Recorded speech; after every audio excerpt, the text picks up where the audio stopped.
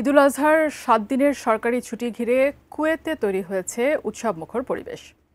দীর্ঘ ছুটি উপভোগ করতে কুয়েতের বিভিন্ন দর্শনীয় স্থানগুলোতে ভিড় করছেন বাংলাদেশি, ভারতীয়, মিশরীয়, ফিলিপিনো সহ নানা দেশের প্রবাসীরা। কুয়েত প্রতিনিধি আহাদ আম্বিয়া খোকনের পাঠানো তথ্য ও ছবিতে ডেস্ক রিপোর্টে বিস্তারিত।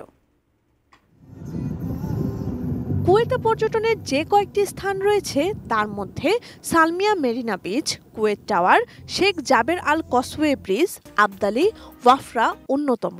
ঈদের আনন্দ উপভোগ করতে এই স্থানগুলো প্রবাসীদের পদচারণায় মুখর হয়ে উঠেছে। দিনে তাপমাত্রা ৪৫ ডিগ্রি সেলসিয়াসের উপরে থাকায় বেশিরভাগ মানুষ সন্ধ্যার পরই পরিবার পরিজন নিয়ে ঘুরতে বের হন। বিশেষ করে কুয়েতের সালমিয়া মেরিনা বিচ এলাকায় দেখা গেছে প্রবাসীদের ব্যাপক ভিড়। অনেকেই গল্প আড্ডায় মেতে উঠেছেন, কেউ আবার সমুদ্রের জলে গা ভাসাচ্ছেন। আমরা সবাই আনন্দ উপভোগ করছি। আসিয়া সাগরে অনেক আনন্দ উপভোগ করতে আছে। এখানে মনে করেন যে লক্ষ লক্ষ প্রবাসীরা আছে, এখানে তারা বিভিন্ন জায়গায় ঘুরতে পারে না, এই কারণে তারা ঈদের সময় এখানে আসছে।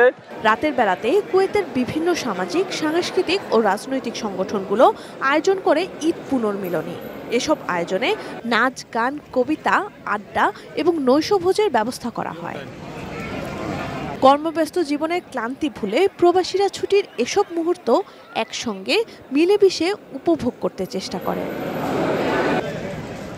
Sanjida Sylvia, desk report, ATN news.